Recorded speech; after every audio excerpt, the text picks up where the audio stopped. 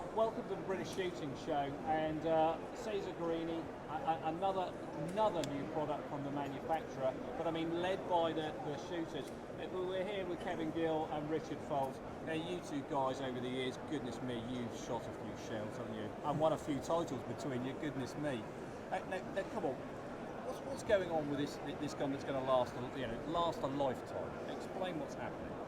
Well, Cesar Guerini have come up with a completely new concept in the way that a gun is locked up. Historically, the problem with shotguns is that when they've been shot a lot, they shoot themselves loose. So then you can take it back to the gunsmith, he can put in larger hinge pins and tighten the gun back up. But the big problem is that the gun is still come away from the face. Because when the gun goes off, the barrels are trying to go this way and the action's trying to go that way. Right. So you end up with them coming off the face. Guerini have come up with a system where when you retighten this gun, you can actually put the barrels back onto the face and make it back to factory new. So it's going to be as tight as the day it left the factory. Well, goodness me. Now, come on, Richard. Goodness knows how many shells that you shoot a year. I mean, it's phenomenal. Now, your guns, we all presume go through a regular servicing. Now, does this lead us on to the fact that they don't need servicing, or what's the procedure?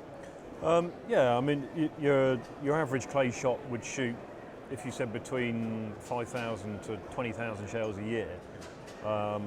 So obviously during that period of time, any new gun is going to work itself loose to a certain degree. Some people shoot a lot more than that. Some people don't shoot quite as many.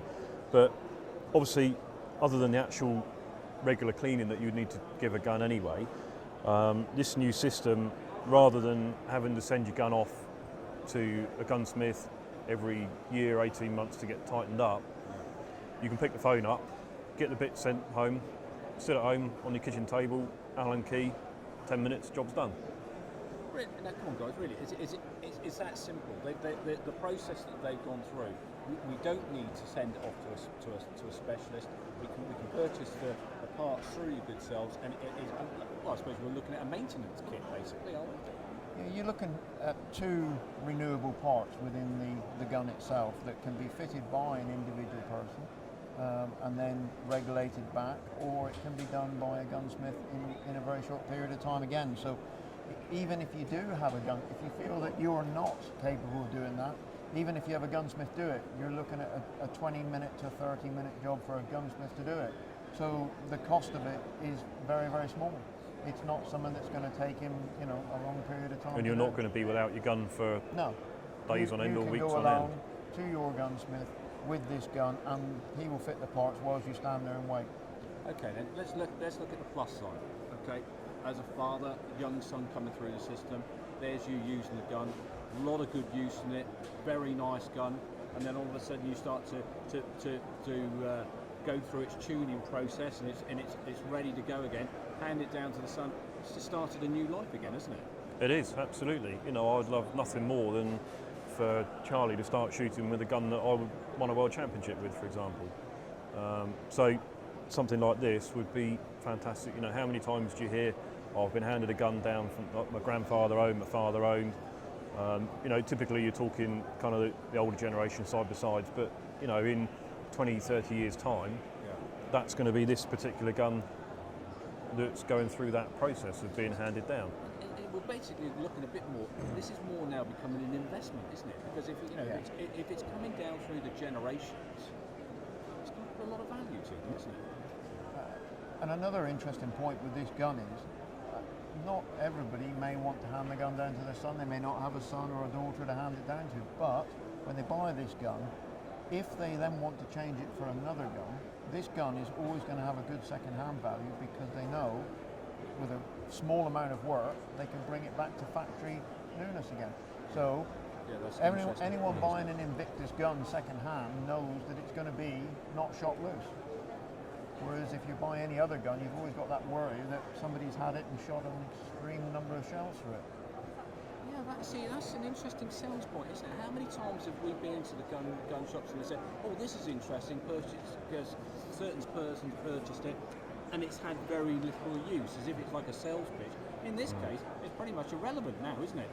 Providing all the woodwork is all in good order, the actual mechanism itself is back to full working order again, isn't it? Yeah, and as far as the safety issue is concerned, it's going to be much safer like that as well. It's definitely going to help, you know, the person who wants to part exchange one of these, because the dealer buying it back is going to know that with very little work, the gun can be brought back to virtually new. When are we going to be seeing it in on the UK? Yeah, first deliveries of Invictus to us are around the June time. But I would say they will be in limited numbers, but we are getting them in June. Okay, well you guys have done the launch here. I mean, have you had much interest? Have you been explaining to people the process? I mean, what's it? Yeah, and I think, you know, some people got the concept quite quickly, other people kind of not quite understood it. Jury's still a little bit out on it. And I must admit myself at first, I wasn't quite sure, but then when I sort of looked into it more and started to understand how it worked, I actually realised that what a really good concept it is. When you sit back and think about it, it does make sense massively, especially for, you know, like I say, the competition shooters who shoot an awful lot of shells. This is where that gun's really going to come into its own. Goodness me, you guys, as a for instance, I mean, you know, professionals, you're shooting a lot of cartridges, and then all of a sudden you're teaching people, and then you've got guns like this. The maintenance side of it is so quick and easy. There's going to be an awful lot of competition shooters, surely, looking at this model, isn't it? Yeah, you would hope so. And it's like anything. Once you've got a gun that you really love shooting, you don't want to then move on to something else because that gun's worn out. So the other area where I can see this gun being a big hit is shooting schools. Now, if you were a shooting school and you had 3 of these, look at the life expectancy of it. Life expectancy of it. You know, instead of having to change your gun every 5 years, you could say, well, these will last us 10 years, 15 years. yeah, So, you know, for shooting schools, and you know, where they're having a massive amount of use, this gun becomes even more relevant.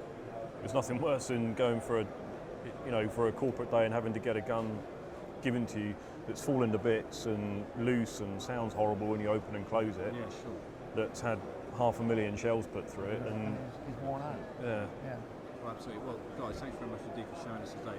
Absolutely fascinating, and it's quite amazing. You know, as a true manufacturer, all these different things that you guys come up with. It was a pleasure meeting up with Tanya yesterday and talking about the ladies' gun, and she's absolutely over the moon about that. She said this is what the industry wants: a true ladies' gun. I mean, she's agreed. You guys really do deep the field. Gentlemen, thanks very much indeed. Richard, always a pleasure. Thanks very much. Kevin, great product. Thank you very much indeed.